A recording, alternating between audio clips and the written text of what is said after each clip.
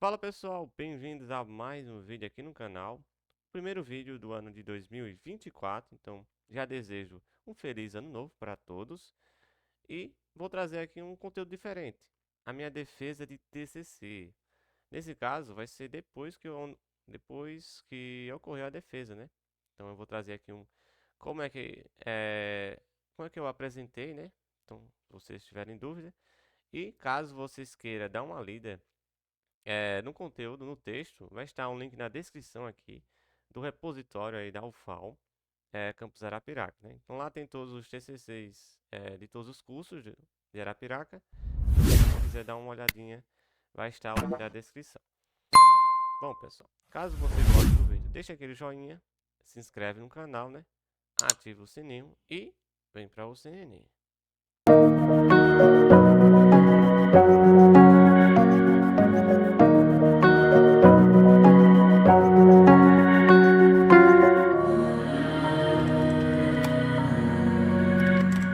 Então vamos lá, pessoal. Esse TCC foi orientado aí pela professora doutora Lidiane, né? E a banca do meu TCC esteve ministrada, né? Coordenada pelo Samuel, professor Samuel e o professor Neto. E ocorreu no dia 19 de dezembro, né? Finalzinho do ano. Então, o título do meu TCC é Um estudo sobre o tempo, as interpretações do tempo no contexto físico. Então, beleza. Então aqui a gente vai tratar aqui de uma introdução, né? Começar com a introdução sobre o tempo. Depois a gente vai passar pela antiguidade, né? Qual era a noção do tempo na antiguidade. Depois na mecânica clássica, a relação entre tempo e entropia, as relatividades ideais, a geral e a especial, né? Ou restrita. O tempo na mecânica quântica e terminar com a conclusão, né? Então, primeiro vamos entender os objetivos, né? Os objetivos gerais. Basicamente é entender como ocorreu o tempo na perspectiva da física, né? No decorrer da história da física. Então a gente vai ver as principais noções, não todas, né? As principais noções do tempo no contexto físico. Então a gente vê, por exemplo, vê o tempo absoluto e o tempo relativo, o tempo indeterminado, né? Na mecânica quântica e a gente vai ver todos esses conceitos aí relacionados ao tempo. Então vai ser bastantes conteúdos aí da física. Então, particularmente foi um desafio tratar esse tema, né? Porque é um tema muito amplo e muito complicado, né, de se tratar. Então, a metodologia se deu por revisões bibliográficas, né? Então, eu peguei vários artigos, livros, teses, periódicos, principalmente e-mails digitais, de forma qualitativa, né? E quando necessário, fazer uma análise analítica, né? Então, por exemplo, na mecânica quântica, eu não aprofundei tantos conceitos. E eu parti da premissa aí do formalismo ondulatório de Schrödinger. E, mais especificamente, para ficar mais claro, na relatividade geral, eu não abordei esses conceitos mais profundos, mais analíticos, porque é uma questão mais complicada de se entender, né? Tem um formalismo tensorial, por aí vai, então eu não me aprofundei tanto assim na relatividade geral, beleza? Então vamos lá. Começamos com a introdução. O que é o tempo, né? Então a perguntinha aí parece boba, mas é uma pergunta bastante complicada. Bom, existe aqui, por exemplo, o tempo cronológico, que é o tempo que a gente mede os nossos eventos do dia a dia da humanidade. A gente usa relógios, né? Calendários, por aí vai, né? Então, de forma linear, como ocorre o tempo aí, o tempo cronológico. Temos também o tempo psicológico.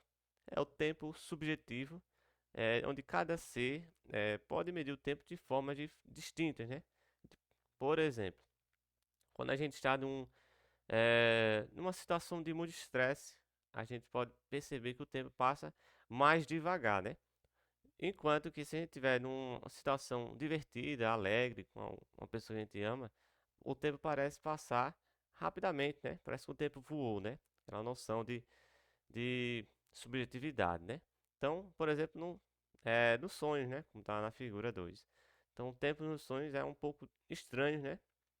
Parece que demorou muitas horas ou minutos, né? Mas quando a gente acorda, não é bem isso que acontece, né? Então, é o tempo psicológico, né? É relacionado com a psicologia. E temos também o tempo físico. O tempo físico não necessariamente é o tempo cronológico, mas está englobado. É um tempo onde a gente vai ver que existem várias interpretações.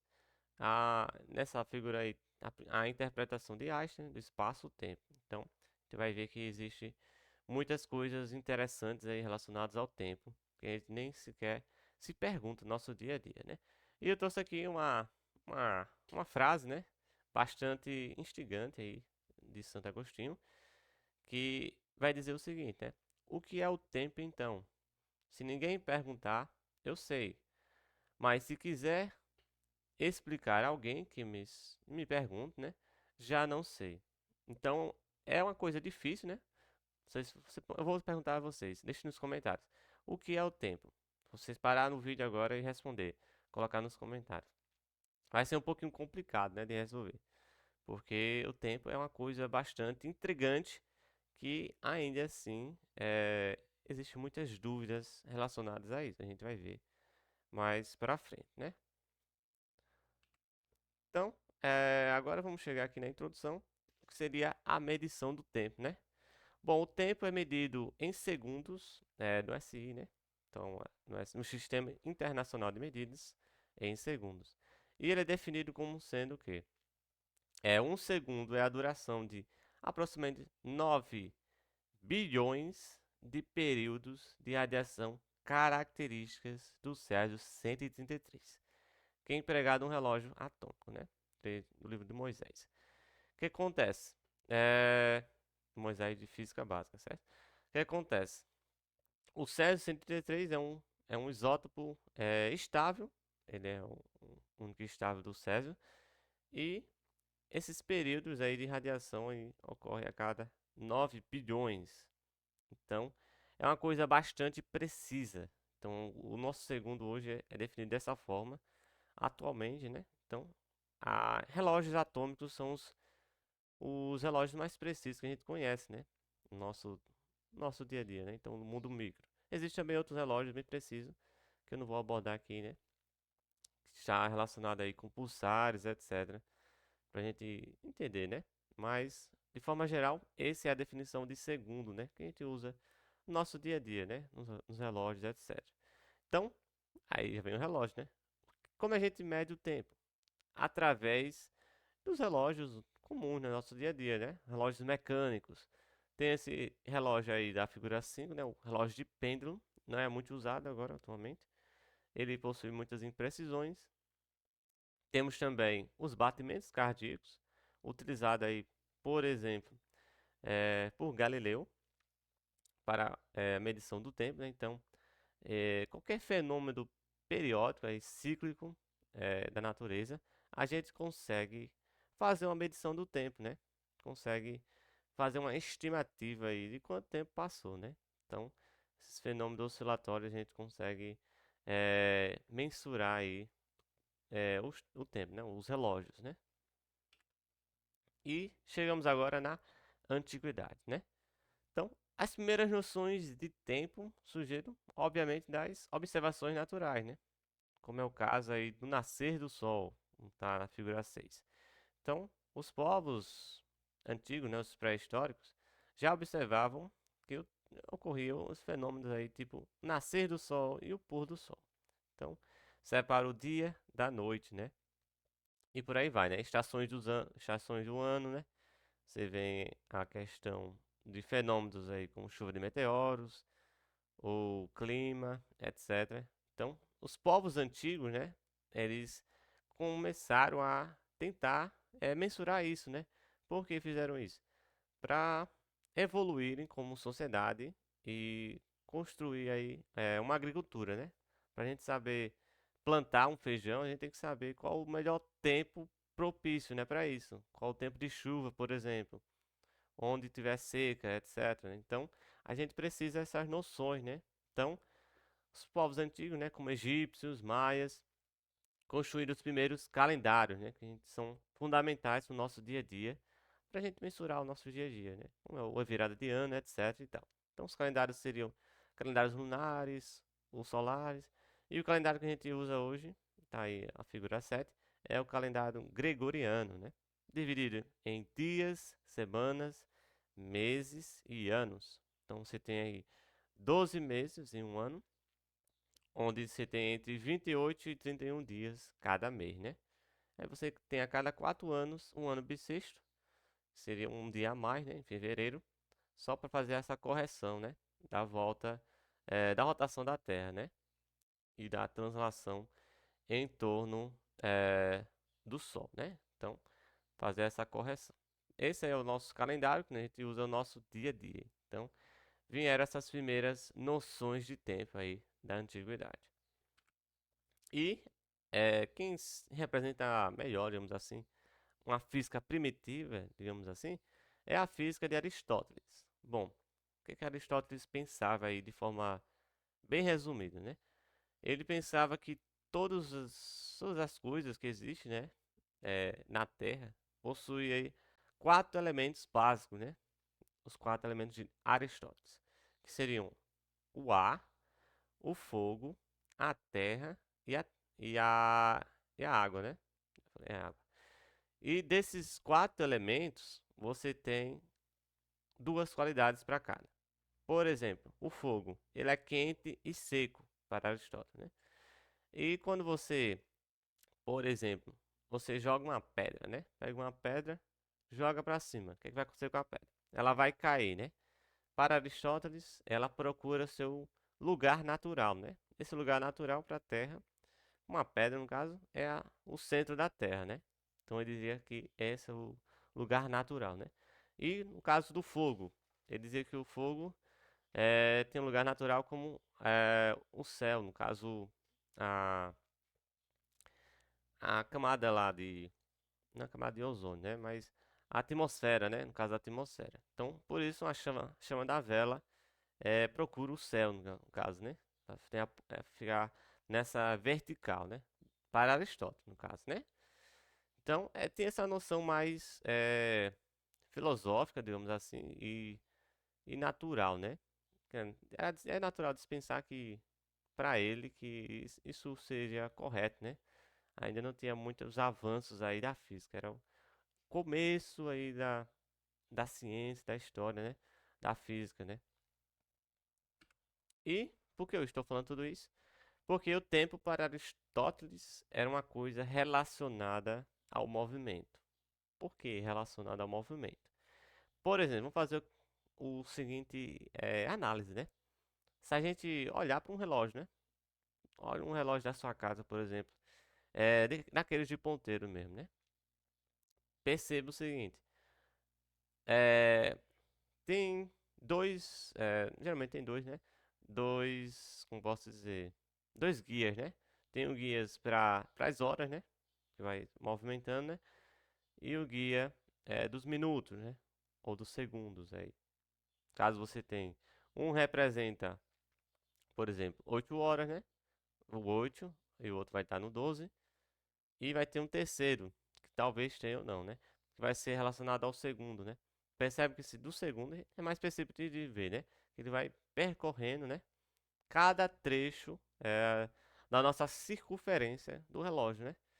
Então, o tempo é medido através da movimentação, né? Através do movimento. Então, é natural que a gente pense que o tempo está relacionado com o movimento. E está, de fato, né? Por quê? Por exemplo, na velocidade, né? Qual é a definição de velocidade aí para Newton, né? É a taxa de variação espacial com relação ao tempo, né? Então, quanto tempo passou aí para eu me deslocar, né? Então, existe sempre essa noção de movimento. Então, o movimento e o tempo estão unidos, mas não são iguais, né? Eles são separados. Então, a gente tem que ter essa noção, né? E o que acontece? Para Aristóteles, o tempo era contínuo e infinito, né? Ou seja, ele nunca ia acabar. Sempre ele vai estar para frente, né? Então, é... e, por exemplo, né, eu trouxe aqui essa figura 7 para a gente entender, né, o que acontece. Se a gente pega uma bola, ou qualquer objeto, né, e joga para cima, o que é que vai acontecer com isso, né? Ela vai se locomover, vai ter uma velocidade, né, e vai estar em movimento. Para Aristóteles, existia uma coisa chamada de agoras. Sim, agoras. Seria uma espécie de presente, né? Esses agoras dividiriam entre o antes, que é o passado, e o depois, que é o futuro. Esses instantes de tempo. Então, o que é que ocorre, né? Os agoras dividem cada espaço de tempo, né? Então, quando a bola está em movimento, o, o agora, por exemplo, nesse inicial, né? Ele saiu, é o agora. O antes, quando a bola estava parada, e o depois, a bola vai subir. Então, tem esses agoras que divide cada momento, né, dessa bola, dessa trajetória da bola, de modo que o tempo medido pode ser utilizado pelo movimento, né? Então, a bola está, por exemplo, se a gente dizer que o tempo zero é a bola em repouso, né? Se você joga, a bola vai estar em movimento e vamos contar o tempo. Então, essa noção aí do tempo de Aristóteles é uma noção bem intuitiva, né? Nosso dia a dia, que está relacionada com o movimento. Beleza?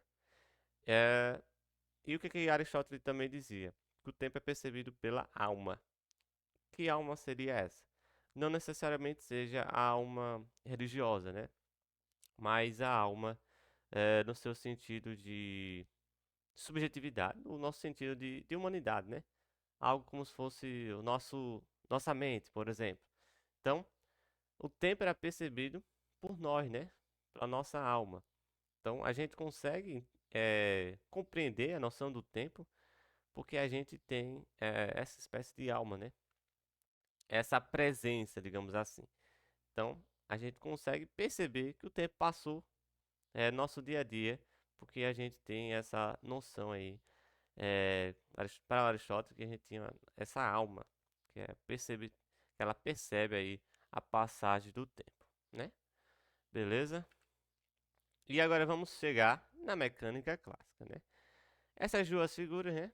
Galileu Galilei e Isaac Newton são bastante importantes na física e na história da ciência no geral, né? A gente sempre ouve falar aí dessas duas grandes figuras. Galileu, por ter trazido, né, um método científico e fez umas observações astronômicas, né? E estudou a relação dos movimentos, né? De queda livre, por exemplo. Então, Galileu é uma figura bastante importante. Então, a gente vai ter essa perspectiva aí do tempo para ele também. E Newton, nem se fala, foi o cara que formalizou a física, né? Então, ele trouxe aí as suas famosas leis do movimento, as leis de Newton, além de trazer fundamentalmente o cálculo diferencial integral, né? De forma, na sua perspectiva, né? Ele e Leibniz foram os grandes criadores, né, do cálculo. Claro que houve também contribuições antes, né? Mas ele, digamos assim, conseguiu aí fazer aí essa grande, poderosíssima ferramenta, né? Que a gente usa até hoje, né? Indispensável, né, no nosso dia a dia. Então, qual é a noção do tempo aí na mecânica clássica? É o tempo absoluto. O tempo absoluto é o tempo do nosso dia a dia que a gente percebe, né? Por exemplo, é o tempo que flui como um rio. Como assim flui como um rio? O rio, ele flui normalmente, né? Não precisa de nada externo a ele, né? Ele vai fluindo naturalmente. A gente não precisa assoprar, por exemplo, né? Então ele está lá fluindo de forma contínua. Então essa era a percepção do para Newton, de forma contínua e uniforme, né? Então você tem aí, no caso, um pensamento na figura 9 que seja um rio calmo, então para ter essa uniformidade. E o tempo aí seria essa passagem, né, do rio. Então você teria o tempo absoluto. Vamos fazer aqui um pequeno experimento mental, digamos assim, né? Na figura 10. Suponha que você esteja parado, né?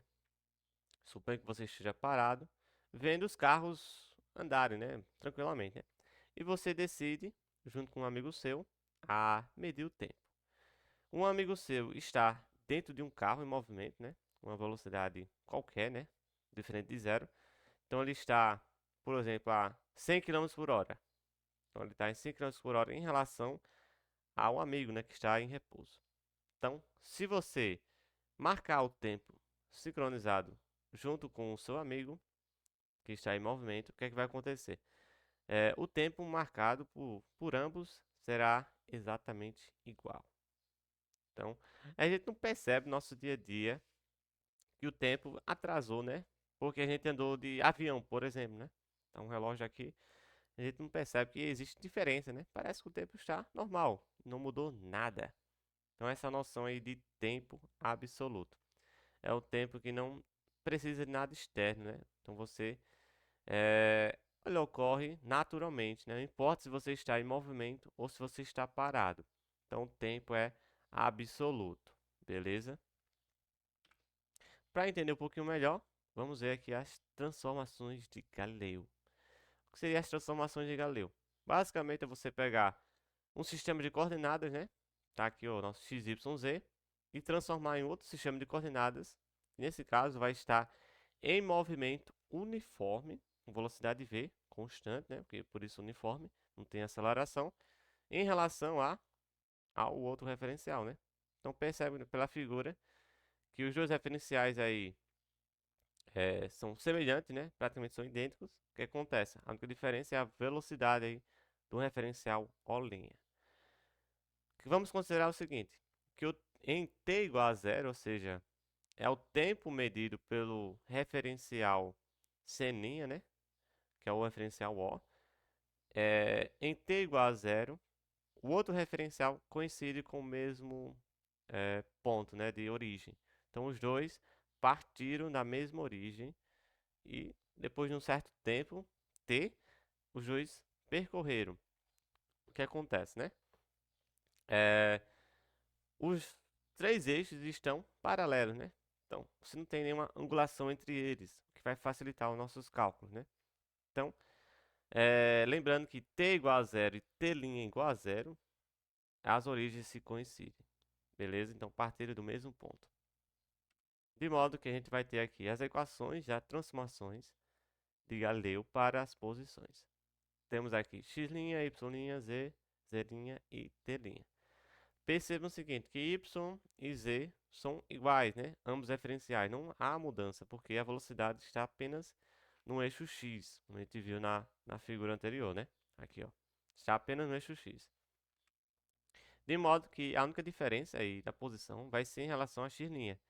Então, x' vai ser x, que é a posição no referencial O, menos vt. Esse t é o quanto o tempo passou entre o deslocamento, né? Então, vt vem aí da cinemática, né? A gente vai dar a nossa posição, né? A gente sabe que velocidade é a variação da posição com relação ao tempo. Então, se a gente isolar aqui a nossa posição, vai ter o quê? Velocidade vezes o tempo. Por isso que aparece menos vt. E a questão do menos é porque para o referencial que está em movimento, O', ele vai estar nessa posição x, né? Que é a posição completa, né? Entre a origem do primeiro sistema de coordenadas até o ponto do evento onde a gente está medindo, né? Pode ser qualquer evento que a gente vai ver mais para frente. Então aqui seria o nosso x, de modo que a diferença entre os dois referenciais vai ser vt, né? Então eu vou tirar esse vt, vai ter apenas a nossa posição x', certo? E a transformação inversa é só você isolar x, isola x, vai ter x' mais vt, como é de se esperar. E percebemos também, pela última equação ali, que o tempo é absoluto. Ou seja, o tempo medido por um referencial inerte, né? Ou seja, está em repouso, é igual ao tempo medido por um referencial que está em movimento uniforme. Beleza? E se a gente quiser as velocidades, né? É só derivar as posições com relação ao tempo, de modo que eu vou ter novamente, apenas em x, essa diferença aí de velocidade. Esse é o famoso movimento relativo, né? Então, a velocidade é relativa. Beleza? Então, a gente sabe que a velocidade é relativa para a mecânica clássica, certo? Então, é por isso que a gente tem essa noção do quando está no nosso carro, né? Se a gente for medir o nosso referencial, claro, isso é válido para coordenadas inerciais, ou seja, que não tem aceleração, né? Então, você consegue perceber aí que para você, nossa perspectiva, a velocidade é menor do que o outro carro, por exemplo, ou maior, né? Vai depender de qual sistema de referências a gente vai ter, né? Então, para o referencial O', é a velocidade em x menos v, beleza? Então, quais são as considerações na mecânica clássica? É que as leis de Newton são invariantes para referenciais inerciais, como eu tinha falado, né? Referenciais não acelerados, em movimentos uniformes, né? Só botei só para a gente ficar ligado, né? Então, invariantes porque elas não variam, ela tem a mesma cara. Então, a física é a mesma para esses referenciais. E são referenciais que as leis de Newton são válidas, né? Claro, né? A gente sempre tem essa noção aí que as leis de Newton são válidas para referenciais inerciais, beleza? Por quê? Se a gente tiver em referenciais acelerados, vai surgir algumas forças que a gente chama de forças fictícias ou pseudo-forças. Por exemplo, a força centrífuga não é uma força propriamente dita, né? Então, você está em sistemas não inerciais, você tem essas inconsistências, né? Então, as leis de Newton não são válidas aí para sistemas não inerciais, beleza? E espaço e tempo são absolutos e separados, né? Por que isso? A gente percebeu que o tempo não tem nenhuma relação com o espaço. T' é igual a T. E a questão do espaço absoluto, para Newton, é uma noção abstrata, matemática, né? Para a gente considerar aí as leis de Newton, né? Como uma referência aí absoluta, né? Então, um espaço absoluto e o tempo também, e separados.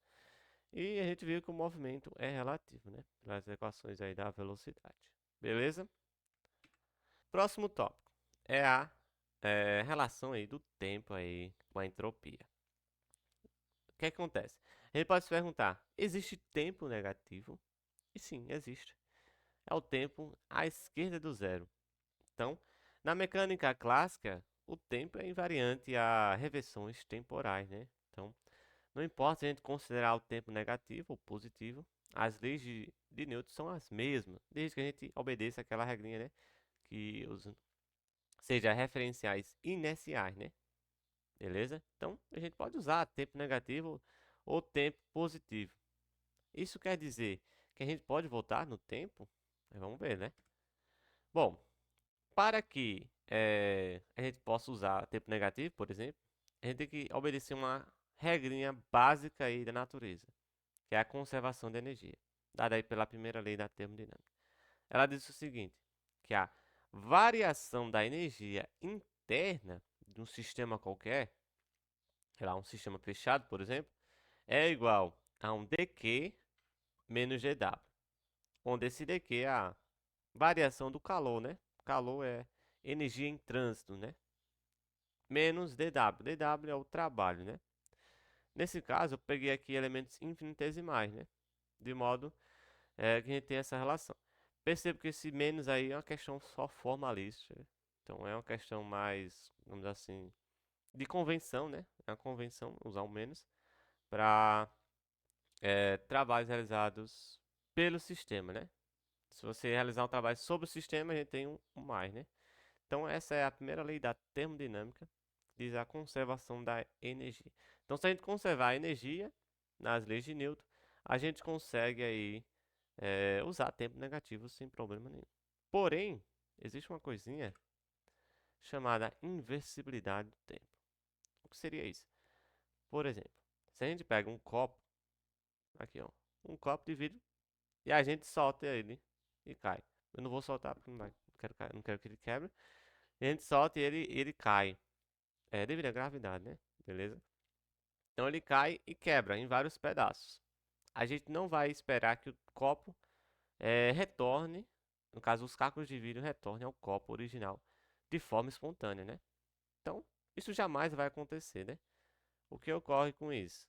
Ele não consegue voltar o tempo, né? De forma espontânea, digamos assim, né? Por quê?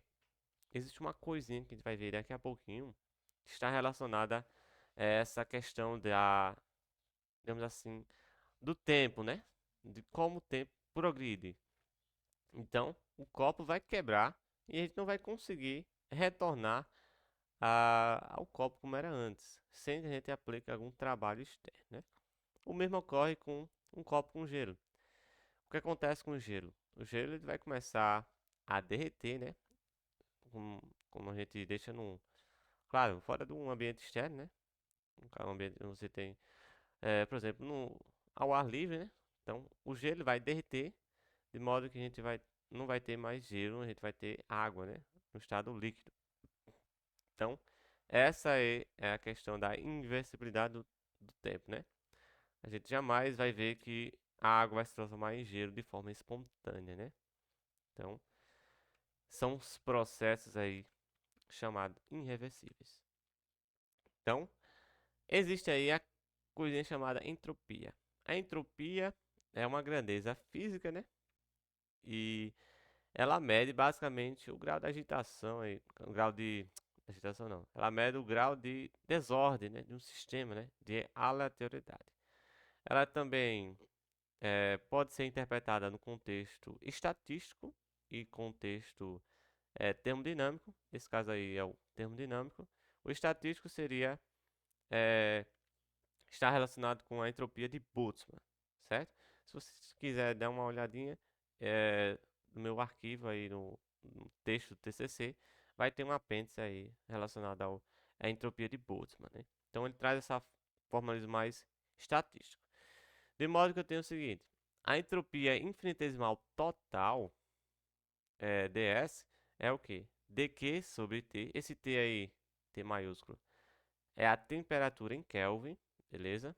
Não é o tempo. Mais DSI, né? Esse I é o índice de irreversível, para processos irreversíveis. São aqueles que a gente não consegue retornar ao estado natural, né? De onde partiu-se o sistema, ou sei lá o que for. Então, a entropia irreversível é dada por essa equação 4. Já a entropia reversível é dada pela equação 5. Claro que a gente já integrou aqui, aplicou aqui um método é, do cálculo integral, né? Então esse símbolo aí é um S de soma, eu não vou entrar em detalhes. E o ds é infinitesimal, ou seja, um pequeno pedaço, né? De modo que a gente integrando aí, dizer que ds é zero, porque é um processo reversível, a gente tem essa entropia, que é a entropia de Carnot, né? Que é um processo reversível, né? Então ele parte de um ponto, no instante t0, por exemplo, e depois de um certo período de tempo, ele retorna ao mesmo estado, né? Certo? Então ele retorna ao mesmo estado. Então você tem aí essa noção, né? Beleza? Então, a entropia reversível. A maioria dos processos são irreversíveis, é, como por exemplo, se você pega na figura 15, né? Você tem vários pedacinhos, você junta em um pequeno ponto, né? Então, uma bolinha de papel, por exemplo, né? Ali você tem um sistema mais organizado. Se você aumentar a entropia, você soltar, as bolinhas vão se desfazer, né? De modo que a gente vai ter um sistema menos organizado, mais aleatório, ou seja, vai ter um aumento de entropia. O mesmo acontece com a figura 16. A nossa pele, ela envelhece devido a vários efeitos, né? O sol, desgastes com o nosso dia a dia, seja lá o que for. Então, a nossa máquina, digamos assim, a máquina biológica, nossos corpos, eles são processos irreversíveis. A gente vai morrer um dia e vai se tornar pó. Então, a gente não consegue voltar ao nosso estado inicial, que foi o quê? Uma criança, né? Na barriga da mãe, no caso, né? Então, a gente vai nascer e um dia a gente vai morrer com sei lá quantos anos, mas vai ser diferente de 0 anos, né? Então a gente não vai voltar a um embrião, né? Então é um processo irreversível, né? Então é essa noção aí da flecha do tempo, né? A flecha do tempo é aquela noção de linearidade, né? Digamos assim. O tempo sempre progride para frente, digamos assim, né? Então o tempo não vai voltar para trás, de acordo com essa ideia de flecha do tempo. Então tem essa direção preferencial aí do tempo aí, que é sempre para frente. Então, isso vem da segunda lei da termodinâmica, que diz o seguinte, que a é, entropia infinitesimal, né, do universo sempre tende a aumentar. Ou seja, para processos reversíveis, a variação da entropia total, né, do sistema fechado é igual a zero, né? Então, a variação é zero. Já para um sistema irreversível, um processo irreversível, a entropia total aumenta, né? Então, você pode, claro, você pode ter uma diminuição da entropia localmente, mas de algum modo ela vai ser compensada aí, vai ter um aumento aí no universo, né? Então, claro que você tem essa ideia, né? Então, a entropia de um sistema aí fechado sempre aumenta e tem essas questões de aleatoriedade, né? Então, você consegue perceber a flecha do tempo. E surge a pergunta, né? Quando surgiu o tempo? Será que ele surgiu em algum ponto? Ou será que ele sempre existiu? Não existe mais essa noção? Bom, de acordo com a teoria mais aceita, né? A teoria do Big Bang, o tempo surgiu naquele ponto, né? Aquele ponto quântico, né? Onde você tinha toda a matéria e toda a energia do universo que a gente tem hoje estava contida em um ponto, de modo que alguma coisa aconteceu e expandiu-se, né? A grande expansão, né? Ou explosão, como você queira chamar. Então, o tempo surgiu a partir desse ponto. Então, a gente pode se perguntar o que ocorreu antes desse ponto, porque não existia física. A física começou a partir da teoria do Big Bang. Depois, chegamos no que a gente chega hoje, né? Nosso dia a dia. Nossos conhecimentos até agora não nos permitem saber o que aconteceu antes. E a gente, claro, tem noções do que vai acontecer depois. E existem muitas teorias, né? É, eu também trouxe o meu arquivo, o meu texto, também algumas coisas, né, relacionadas a isso. Mas uma das teorias diz o seguinte, que o tempo será cíclico, por exemplo, né? Então você teria um novo Big Bang, digamos assim, depois de uma certa expansão, ou seja, não tem como saber. Ou a gente poderia, por exemplo, ter um fim, ou seja, o tempo chega até o limite, de modo que a entropia maximiza e as galáxias, os planetas esfriam devido à grande distância entre as estrelas, né? Então você teria aí uma morte, é, uma morte mais ou menos assim, de frio, assim, o Big Freeze, no caso. Então você tem essa noção aí de que o tempo tem esse limite. Mas a gente não tem como saber, né? A gente vai tem que aprofundar ainda mais nos estudos e vamos ver o que acontece aí nos próximos anos com os avanços da ciência, né? Então, basicamente, eu não vou explicar em detalhe, né, a teoria do Big Bang, mas basicamente surgiu em 13,8 bilhões de anos o Big Bang e essa grande expansão, né, que está ocorrendo, né, devido a alguns fatores que a gente ainda é meio desconhecido, ainda está estudando, mas a gente sabe que as galáxias, os planetas estão se distanciando, né? Pela lei de Hubble. A gente consegue, isso já é provado, né? Cientificamente. Beleza? Então agora chegamos agora na modernidade, que é a relatividade de Einstein. Bom, o que é que Einstein pensou? Naquela época, lá por volta de 1800 e 1900, a gente tem uma física bastante robusta, né? A gente já viu bastante coisa e sabia-se do eletromagnetismo de Maxwell, aquelas famosas equações de Maxwell, que descrevem o comportamento campo elétrico e magnético, que quando você tem esses dois oscilando com relação ao tempo, você tem aí a luz, que é uma onda eletromagnética. Então eles se perguntaram, os cientistas se perguntaram como conciliar o eletromagnetismo de Maxwell com a relatividade clássica. Por que isso? A gente viu, né, nas transformações de Galileu, é, que a velocidade era relativa, beleza, tranquilo, tem nada aí, problema. O que acontece? Ah, pelas equações de Maxwell, a gente percebeu que a velocidade da luz no vácuo era constante. Esse Czinho aí, que é 9 vezes 10, quer dizer, 3 vezes 10 a oitavo metros por segundo, velocidade da luz. Percebeu que a velocidade da luz é uma constante, né? Ela não depende de um meio, do meio material para se propagar, no caso aqui no vácuo, né? Você tem aí essa noção aí. Como que a gente consegue perceber, né? Nosso dia a dia, a gente anda de carro, beleza, tranquilo, né? E a velocidade que a gente usa é uma velocidade bem baixa, né? Não é uma velocidade alta que nem a velocidade da luz. De modo que as transformações de Galileu são válidas pela aproximação, né? Porém, quando a gente chega a velocidades próximas já da luz, elas não estão corretas. Então a gente precisa de uma correção que vai vir aí nesse período aí, através de um cara chamado Lorentz, ele vai trazer uma transformação e Einstein vai formalizar, né? E vai trazer a nossa querida relatividade restrita ou especial, né? Então, não previa-se na mecânica clássica uma velocidade limite, né? A gente também não previa que a luz seja uma constante. Então você tem essa noção aí de que as transformações de Galileu não pareciam coincidir aí com os fenômenos observados, né? Então pensava-se talvez existisse um éter, seria uma coisa já formulada já desde Aristóteles, né?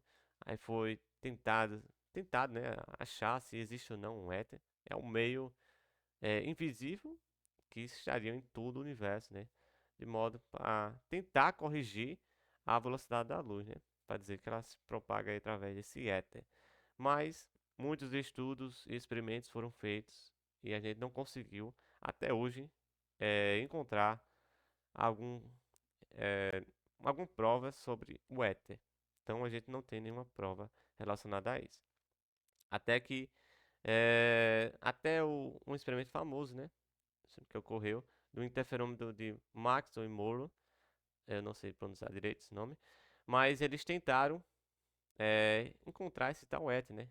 Através de um interferômetro, né? Você analisava a interferência da luz, né? De modo que ele tem aquele aparato todo enorme, né? Você tinha a luz percorrendo, né, e fazia girar um aparato de espelhos e tentava achar alguma diferença, né, de percurso do caminho, né, da luz. Mas eles perceberam que não teriam que não tinha nenhuma interferência, de modo que não se percebeu tal éter, né? Então você tinha mais uma mais uma prova a favor aí de que não existia o éter. E Einstein vai dizer que não precisamos de um éter. Basta que a gente postulemos duas coisas principais, né? São essas daqui. São os dois postulados aí da relatividade. A primeira, que as leis da física são as mesmas em todos os referenciais inerciais, beleza? Está aí englobando aí uma coisa fundamental que precisa estar correta, né? E a segunda, que é bastante importante, que é a velocidade da luz no vácuo tem o mesmo valor c, que é aquele que eu falei, né? Qualquer que seja o movimento da fonte, né? Então, a gente não pode ter essa velocidade relativa aí para a luz. Então, no caso aí, para a luz existe uma coisa aí diferente aí. A gente precisa corrigir. Como a gente corrige isso? Através das transformações de Lorentz. Então, vou lembrar aqui a figura 11, né? Vai ser o mesmo aparato, né? Não vai ser nada diferente. Dois sistemas de referências, de modo que a gente vai ter coincidindo em t igual a zero e t igual a zero as origens, como foi na outra vez. Então a gente vai ter a transformação de Lorentz para a posição aí, tá? Qual a diferença dessa para Galileu? Transformação de Galileu. Existe um fator, esse fator é o fator de Lorentz. Então ele vai ser a correção em si, né, do nosso sistema de referência, de modo que a gente vai ver mais para frente qual é a definição de fator de Lorentz, né? Qual é o valor dele, para que os dois, digamos assim, as duas transformações se conversem. Uma precisa voltar à outra. Por quê? Porque senão as nossas medidas na mecânica clássica, no nosso dia a dia, vão estar erradas, mas não estão erradas. Estão aproximadas, né? Então a gente pode desconsiderar para velocidades pequenas, né? Então a gente tem aí a equação 8, de modo que a transformação inversa vai ser semelhante à de Galileu, vai ter um mais ali, de modo que a gente vai ter o mesmo fator de Lorentz. Então elas são simétricas. Então a gente vai ver aí, são simétricas, de modo que são as mesmas. Tem que ser simétrico, né? Senão estaria errado. Vamos lá. Então se a gente pegar a posição x' em 8 e substituir em 9, ou seja, pegar x' eh, e no lugar de x eu substituir pela equação 9, a gente vai ter o seguinte. Depois de algumas manipulações, né, não vou fazer isso, mas se você quiser dar uma olhada, vai estar lá na, na descrição, né? A gente vai ter aqui a o nosso tempo para a transformação de Lorentz. Então, T' é igual a gama aparente, né? T, que é o tempo para o referencial em repouso, que está com velocidade zero, mais esse fatorzinho aí, essa coisa, vezes x, que é a posição medida no referencial O, que está em repouso, dividido pela velocidade relativa entre os dois referenciais, né? Aquele V. Então, para que essas coisas, para que a gente consiga perceber, né, a transformação de Lorentz, a velocidade relativa tem que ser grande, próxima da luz, para a gente ter essa medição aí, certo? Então, percebemos que o tempo não é absoluto e surge também um novo ente, que é o espaço-tempo. Então, o tempo está ligado com o espaço, de modo que não existe espaço sem o tempo e nem tempo sem espaço. Então, aí já surge aí uma nova ideia aí, que seria a ideia de Minkowski, né? Que Minkowski foi o primeiro aí que, digamos assim, ele juntou, né? Essa ideia de espaço-tempo, né? E Einstein depois se apropriou e, claro, trouxe mais além, né? Uma interpretação ainda mais aprofundada depois com a relatividade geral, né? A gente vai ver mais tarde. Então, chegamos também a outro problema, que é um problema da simultaneidade. Por quê? Bom, nosso dia a dia, para que um evento seja simultâneo, né? Primeiro, né? O que seria um evento? Um evento é, como posso dizer, qualquer, qualquer coisa, né? Por exemplo, um acender de luz de uma lâmpada é um evento. Beleza, né? O evento é algo que ocorre no espaço e no tempo.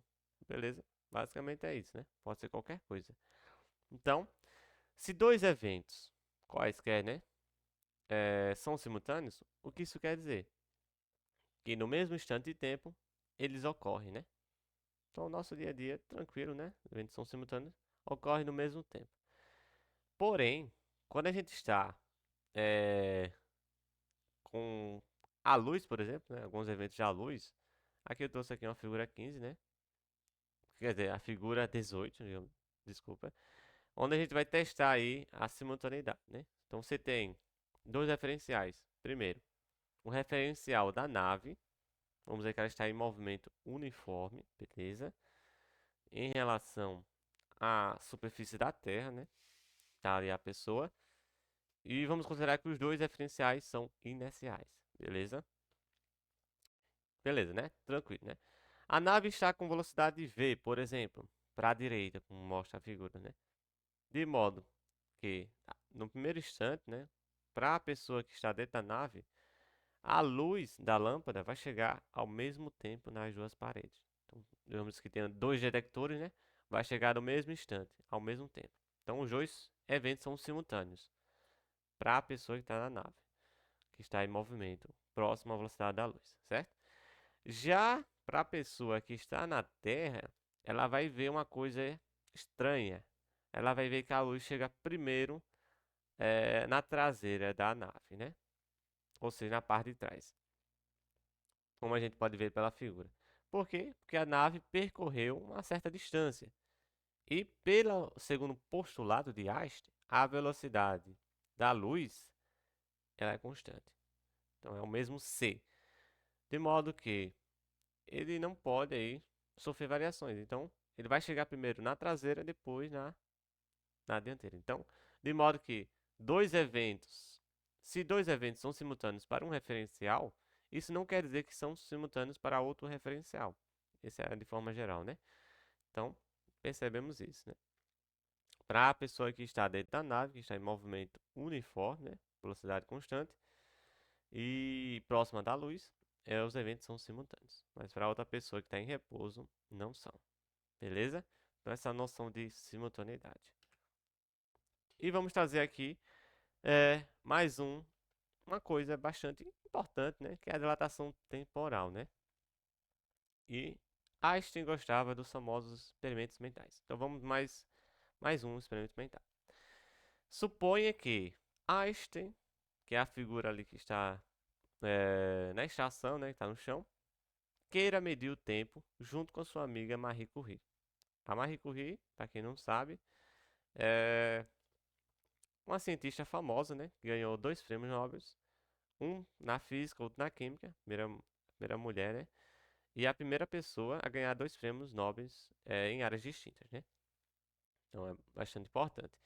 Então você tem, então aqui é uma imaginação, pessoal, não aconteceu de fato, né, essa medição para os dois, mas eu gostaria de trazer essa pequena história, né? Então vamos lá. Você tem Einstein, que está em repouso, e Marie Curie, que está em velocidade constante no trem. E vamos dizer que esse trem ande próximo à velocidade da luz, beleza? Uma velocidade bem grande, para a direita, como está mostrando na figura. O que, que vai acontecer? Vamos dar uma olhada. Na perspectiva de Curie, o que, que ela vai medir? Bom, para medir o tempo, ela construiu um aparato, né? Esse aparato é o quê? Você tem nesse ponto B um laser, ele vai emitir uma luz, né? Por exemplo, uma frequência qualquer, uma rosa, por exemplo, frequência rosa. Vai emitir a luz, de modo que temos um espelho na parte de cima do trem, né? No teto, de modo que ele vai refletir e chega de volta ao ponto B, que também tem um detector. O que é que vai acontecer? A gente vai ter dois eventos. Claro que a gente tem mais eventos, né? Tem um evento da reflexão, mas a gente vai considerar dois eventos. O evento da luz saindo do detector e o evento da luz chegando no detector. Então, o tempo medido vai ser em relação a esses dois eventos. O que vai acontecer, né? Você tem uma distância d, em referente aí à altura, né? Vertical, né? Entre o laser e o espelho, de modo que Marie Curie vai medir o seguinte: para ela, que é o delta t zero, vou chamar assim, o tempo é igual a 2d, que ou seja, é o caminho de ida e de volta, dividido pela velocidade, que é a velocidade da luz, c.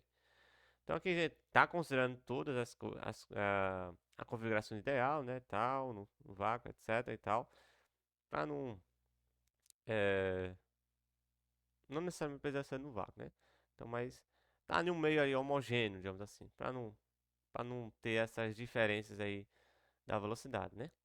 Então, você tem 2D dividido por C, é aí a nosso tempo aí para Marie Curie. O que acontece? Esse delta t zero é conhecido como tempo próprio. O que seria o tempo próprio? O tempo próprio, de forma resumida, né? É o tempo medido cujo referencial percebe eventos, como posso dizer, ocorrendo no mesmo ponto, né? No caso aí, o evento 1 saiu, foi o laser, chegou, evento 2. Beleza, tranquilo, né? Então, é o tempo medido aí num referencial onde o evento ocorre no mesmo ponto, né? Onde dois eventos ocorrem no mesmo ponto no espaço, certo? Beleza? Então, o tempo delta t zero, que está em movimento uniforme, né? Está dentro do trem.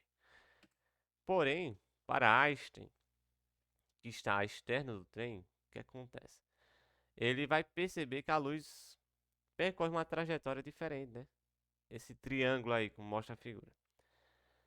De modo que eu vou ter o seguinte: eu vou ter dois triângulos retângulos, a gente pode ver pela figura, né? Onde eu vou ter uma hipotenusa L, né? E a parte da base, né, do triângulo retângulo V delta t, né? Caso eu vou dividir por 2, porque é a metade, né? Vou pegar um desses triângulos e vou fazer aí, aplicar aí Bhaskara, né? Vamos lá. Aqui está a nossa hipotenusa, C delta t. Delta t é o tempo medido por Einstein. É, nesse caso, dividido por 2, porque é a metade, né? Onde foi a reflexão, por exemplo, da reflexão, é a nossa hipotenusa.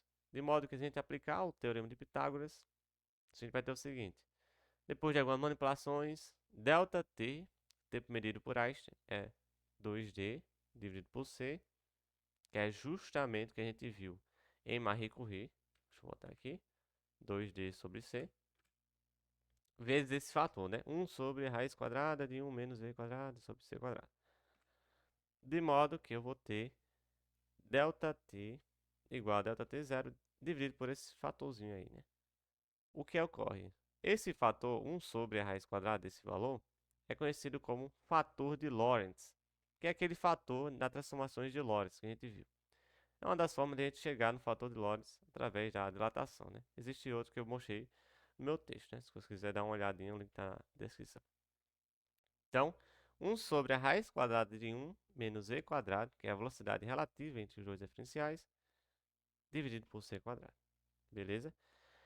O que a gente tem que perceber aqui? Para voltar para Galileu, a gente precisa que, claro, isso seja real, né? Ou seja, essa raiz quadrada tem que ser positiva.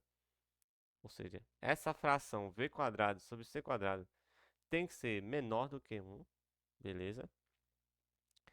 De modo que, como a velocidade limite é a velocidade da luz, v nunca vai ser igual a c. A gente já pode garantir que isso nunca será igual a zero. De modo que vai ser sempre menor. No caso, o v vai ser sempre menor do que c. Então, se a gente divide o número pequeno pelo número grande, vai ser sempre 0, alguma coisa. 0,1, por exemplo, digamos assim. Então, de modo que 1 menos esse valor vai ser sempre um valor positivo. Então, temos aí essa, essa situação, né? Beleza, né? Tranquilo. E, se a gente quiser voltar, né, para Galileu, a gente aplica uma expansão. Eu mostrei lá no meu TCC, uma expansão em série de Taylor, ou no caso de Maclaurin, né? Acho que é mais fácil. Então, você faz uma expansão, você desconsidera alguns termos aí do polinômio, e você vai chegar exatamente no tempo ali de Galileu aí, ou na posição também, né? Fazendo essa expansão, beleza? Então, a dilatação temporal ela é definida como ΔT igual a gama vezes ΔT0. De modo geral, o tempo próprio, ΔT0, é menor do que o tempo medido por Einstein, né? Então, Einstein, que está externo, né, em repouso, ele vai medir o tempo aí maior, né? Ou seja, ΔT é maior do que ΔT0. Por que maior? Porque esse fator, né, é 1 sobre o número dessa raiz, né? E esse número vai ser maior do que, do que 1, né? No caso, né? Vai ser maior do que zero. Desculpa. Vai ser maior do que zero. Então vai ter, por exemplo, vai ser, no caso, se eu pego 1 dividido, sei lá, por 0,1, por exemplo, o que é que vai acontecer? 0,1 é 1 vezes 10. 1 vezes 10. A menos 1, né? Então você tem 10. Então 1 dividido por menos 10. Aí você bota para cima e fica 10, né? Então é 10 vezes esse valor. Então de modo que vai ser sempre aí maior, né? Então esse produto aí vai ser sempre maior. Então gama vezes delta T0 vai ser sempre maior. Vai ser sempre maior do que 1. Vai ser maior que 1. Pode ser igual a 1, pode, mas vai ser sempre maior do que 1. De modo que você tem o tempo medido para um referencial que está em repouso em relação a outro que está em velocidade constante é maior, né? Certo? E você tem o famoso paradoxo do gêmeo, né? Vou mostrar muitos detalhes, mas de forma geral, você tem dois gêmeos, um deles sai da Terra, por exemplo, e vai viajar na velocidade próxima da luz para uma estrela distante. Essa estrela distante é bastante longa, a viagem, né? De modo que ele vai fazer o caminho de ida e de volta, né? Beleza, né? E a pessoa que está em repouso, né? Vamos considerar que esteja em repouso, que está na Terra, ela vai ter, como posso dizer, o tempo para ela vai passar mais rápido. E para quem está na nave, o tempo parece passar mais devagar. Então, o gêmeo que ficou dentro da nave vai ver que seu irmão ou irmã vai estar mais velho do que ele. Então, essa noção aí. E as duas estão corretas. O tempo medido estão corretos em ambos. Então, o que ocorre é essa questão de relativística, né? Ou seja, o tempo é relativo para cada ser, né? Para cada perspectiva, a gente vai ter um tempo medido diferente, certo? Mas não quer dizer que estão errados. Mas estaria errado se a gente fosse considerar, no caso, se o gêmeo da nave considerar que ele está em movimento, em repouso, no caso, e dizer que a Terra é quem está em movimento uniforme, com velocidade constante, ele vai dizer, vamos inverter o papel. Só que isso não pode. Por quê? Inverter o papel traz um paradoxo, né? Esse paradoxo, é claro, ele é solucionado através de simplesmente dizer o seguinte: ele não pode considerar a nave como um sistema referencial inercial, né? Por que não? Porque a nave, ela vai e volta, né? Nesse voltar, ele tem uma aceleração, mesmo que seja pequena, a gente tem uma aceleração. Para mudar, não, mudar o sentido da nave, né? Então a gente não pode considerar ele como um sistema referencial inercial em todo o percurso. Então, a única perspectiva aí válida é para quem está na Terra, né? Então, você não pode mudar esse papel, né? Tem aí essa quebra aí do paradoxo. E chegamos aqui na relatividade geral, né? Na relatividade geral, a gente tem essa noção aí do tecido espaço-tempo, né? Então, agora, objetos deformam esse tecido espaço-tempo, né? Então, quanto maior a massa do objeto, por exemplo, aquela bola verde, ela tem maior massa, então tem uma maior deformação no tecido espaço-tempo. E Einstein propôs aí que essa deformação é a causa aí das atrações dos corpos, né? Da gravitação, né? Então ele traz uma nova gravitação, mais geral do que a de Newton, devido aí à deformação do espaço-tempo, né? Então aqui é a noção em 2D, né? Claro que isso não ocorre em 4D, 4 dimensões. É, e esse, porque a gente não consegue ver 4D, a gente só está em 3D, né? O quarto D seria a dimensão temporal, né? Então a gente tem essa dificuldade de visualizar, né? Então por isso que eu botei em 2D uma cama elástica, né? Tipo uma cama elástica, e você tem a bola que vai deformar, né? E chegamos aí ao princípio da equivalência, né? Que é um princípio aí bastante importante aí para a relatividade geral. O que ele vai dizer? Eu trouxe aqui duas situações. Uma situação em que a pessoa está na Terra, né? Ou seja, está em repouso, só que ela está sujeita à gravidade, né? O campo gravitacional da Terra, o G, de modo que, se você soltar a bola, como mostra a figura, ela vai cair tranquilamente. Porém, se você estiver num espaço sideral, por exemplo, e a nave está com uma aceleração A, no sentido oposto, né, de G, só que de magnitude igual, a gente vai ter a mesma situação. É como se fosse exatamente igual. Então você tem aí a equivalência entre os dois referenciais. Claro, isso só é válido para campos uniforme, né? E aceleração uniforme, né? Então, onde você tem localmente um campo gravitacional uniforme, isso é válido, né? Então você tem essa equivalência entre os dois referenciais, né? Beleza? E esse princípio da equivalência surge aí da igualdade da massa inicial com a massa gravitacional. A gente usa muito no nosso dia a dia, no caso do nosso dia a dia físico, né? Quem fez física ou faz física sabe disso, né? As leis de Newton, F igual a ma, a limitada, né? Com a massa constante. Você tem o quê? Para a massa gravitacional, ou seja, aquele mg, né? Seria a massa gravitacional, igual à massa inercial, que é ma, as duas são iguais. Por isso a gente diz que G é igual a A, por exemplo, né? Então você tem aí essa igualdade entre as duas massas, né? E essa extensão aí do primeiro postulado, né? Que as leis da física são iguais aí para todos os referenciais, mesmo que seja inercial ou não, se for acelerar. Então você tem o princípio da covariância geral, que vai garantir isso, né? Eu não vou entrar muito em detalhes, porque exige uma complicação maior, né, na teoria. E, para finalizar a relatividade geral, também ocorre a dilatação temporal, só que agora para campo gravitacional, né? Então, se você tiver, por exemplo, aqui uma situação hipotética, né? Se você estiver no Monte Everest e uma outra pessoa estiver próximo à superfície da Terra, né? Do caso próximo ao nível do mar, digamos assim, um lugar mais baixo, né, do que o Monte Everest, você vai medir tempos diferentes. Por que isso, né? Para quem está é, próximo ao nível do mar, vai medir que é 10 e 10, por exemplo. E quem está no Monte Everest vai medir que é 10 e meia.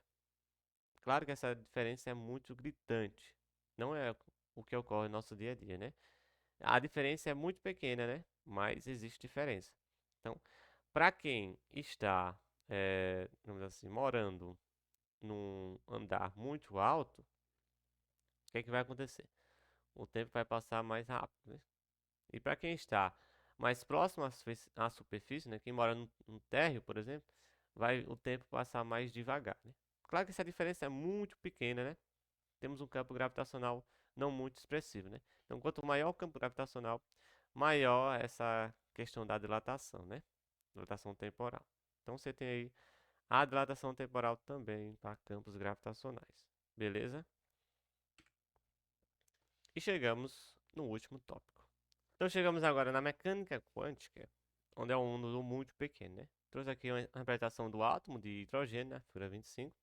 Você tem a região de probabilidade de se encontrar o elétron, por exemplo. E no núcleo está ali, ó, no centro, né? Então, essa mecânica quântica traz noções contraintuitivas, né? Como é o caso do comprimento de onda de de Broglie, que, desculpe, ele vai nos dizer que existe comportamento ondulatório para partículas também, né? Então, essa noção muito diferente do nosso dia a dia, né? É o mundo quântico, né? Não vou aprofundar muito. Mas o que acontece? A equação de Schrödinger, a equação 20, né?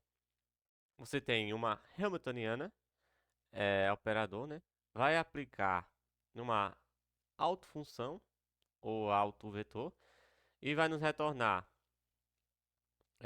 no caso, um alto valor. Eu não botei, a gente vai ver mais tarde, que a operador Hamiltoniana é a soma da energia cinética mais potencial.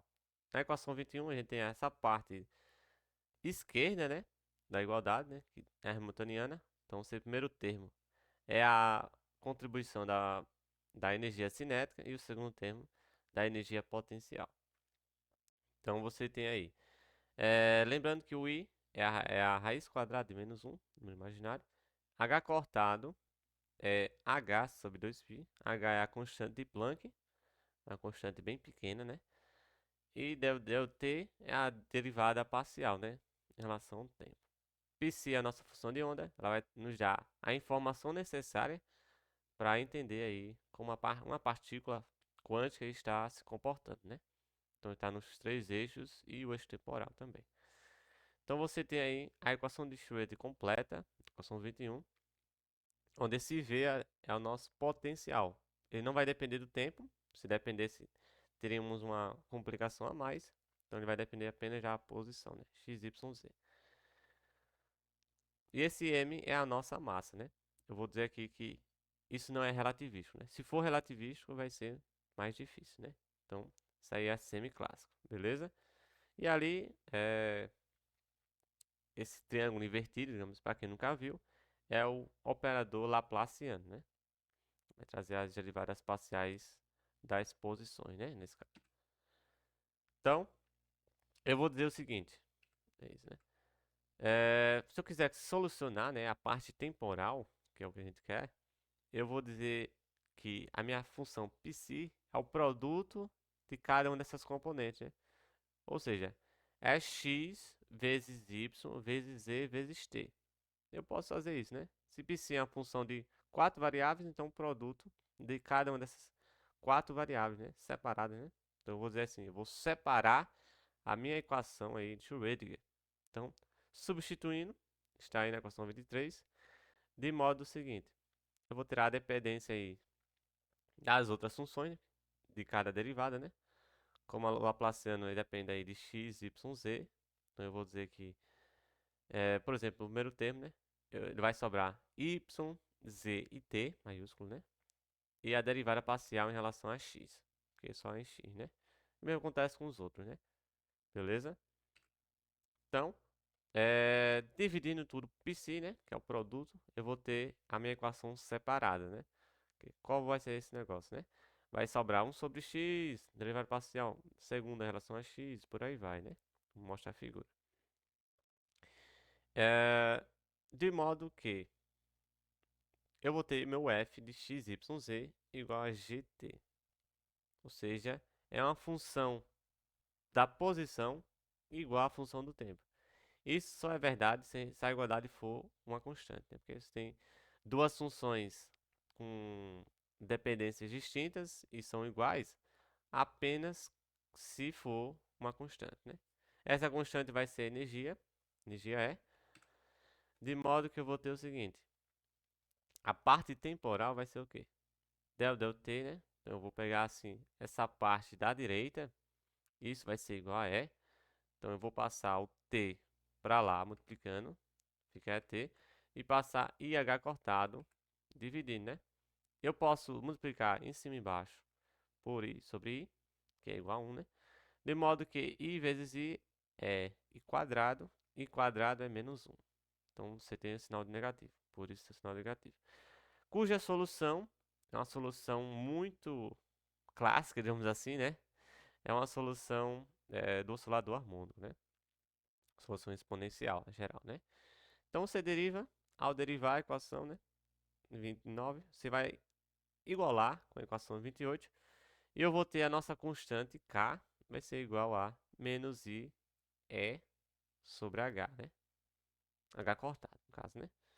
Vezes o tempo, né? Beleza? Daí a nossa solução temporal, né? De modo que a equação de Schrödinger, independente do tempo, é justamente essa equação 31. Lembrando que o alto valor da Hamiltoniana, essa energia é, beleza? E para mais detalhes, é só você dar uma conferida no texto, link na descrição.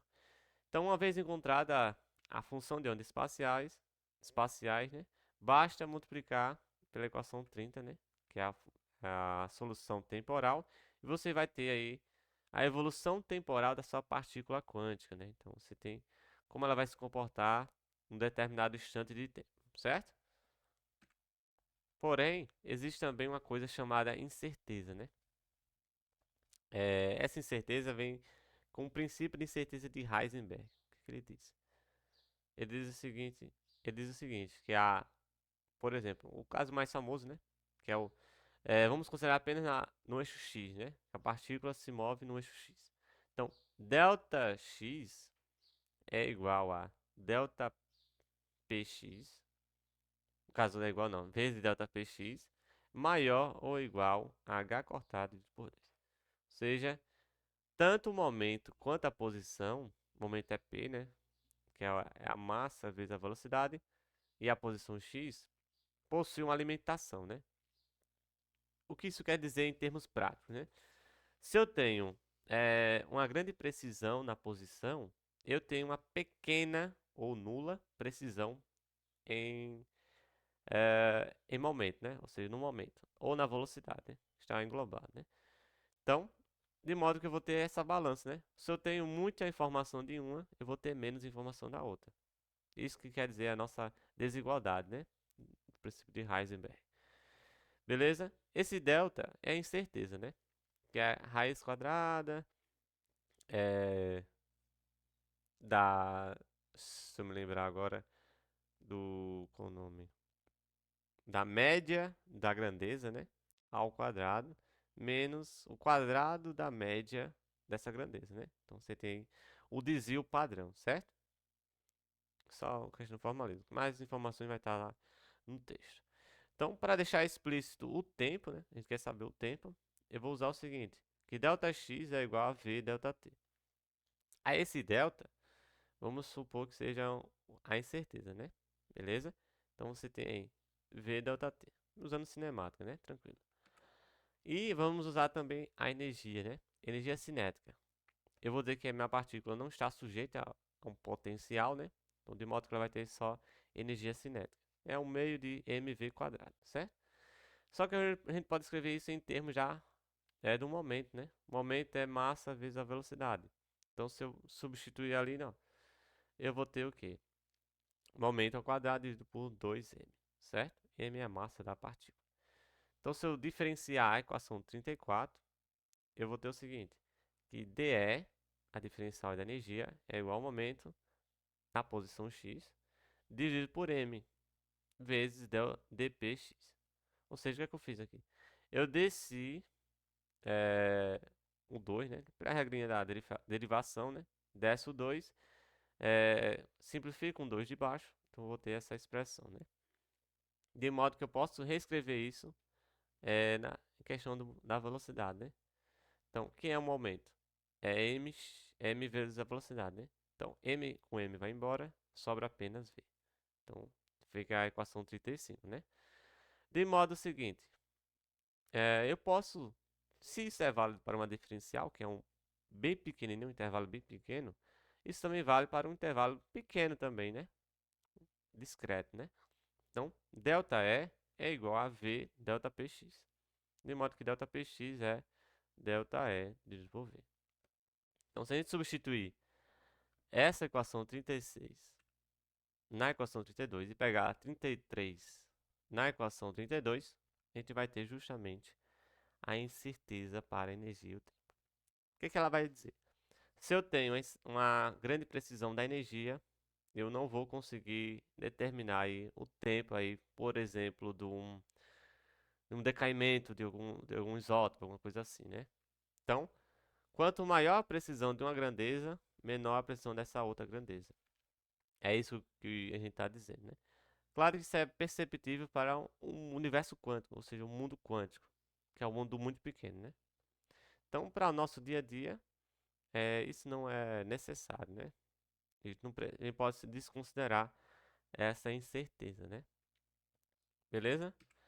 Então, ficou um pouquinho longo, né? Mas quis trazer um pouco mais completo que eu tinha trazido lá na minha defesa em si. Então, o tempo não é absoluto, a gente viu, né? O tempo é relativo. A gente viu que a seta do tempo é percebida através da entropia e que essa unidade de dois eventos não necessariamente ocorre para sempre, né? Então, você depende do nosso referencial. E o tempo é dilatado devido à velocidade aí, próxima à velocidade da luz e a campos gravitacionais intensos. Ela sempre ocorre, mas a gente não consegue perceber, né? É bem isso. E, inclusive, a gente é muito usado também no satélite, né? GPS. A gente precisa corrigir, né? fenômenos relativísticos, né? Então você precisa dessa correção para ter uma informação precisa. E o tempo está sujeito à indeterminação quântica. Então, claro, vou deixar claro, né, que a mecânica clássica ela é válida. Claro que ela é válida, mas ela é uma aproximação do nosso mundo real, né? Então, para o nosso dia a dia, a gente pode usar a mecânica clássica tranquilo, né? Mas quando a gente vai para o mundo do muito pequeno, por exemplo, a gente tem que usar a questão da indeterminação quântica, né? Aquela relação lá do temporal da incerteza, né? E para velocidades muito grandes, né? Próxima à velocidade da luz, a gente tem que usar a relatividade, né? Então é uma questão muito de como a gente vai tratar a nossa física. Então, não quer dizer que uma não seja válida ou não, né? Questão de aproximação, né? Então, é claro, é muito mais fácil a gente usar a mecânica clássica do que a mecânica relativística, né? Ou a mecânica quântica. Então, a gente precisa ter essa noção, certo? Bom, basicamente foi isso que eu fui trazer, né? Aqui estão algumas referências que eu usei. E obrigado aí pela atenção, né? Agradeço a todos que assistiram até aqui. Ficou um pouquinho longo, eu sei. Mas se você gostou, deixa aquele joinha. Se inscreve no canal aí, pessoal, para ajudar a fortalecer nesse novo ano. Compartilha com os amigos, familiares. Deixe nos comentários o que é que você achou da minha apresentação, né? Claro, eu já tirei muitos detalhes, né? Já ficar muito longa mais ainda. Mas basicamente foi isso. Agradeço também a minha orientadora Lidiane, pela paciência e pelo aceito, né? Agradeço ao professor Samuel pelas correções e por ter participado, né, da minha banca, ao professor Neto também pelas correções e participado, e a todos os meus amigos e todos que puderam comparecer, né? E quem não pôde comparecer, também agradeço, né? Todos aqueles que contribuíram para a minha formação acadêmica, né? Estou finalizando aqui esse curso aí de Física, licenciatura no campus Arapiraca. Então, agradeço a todos aí que contribuíram para eu estar aqui onde eu estou. Então, pessoal, a gente se vê no próximo vídeo, né? Um forte abraço aí e valeu!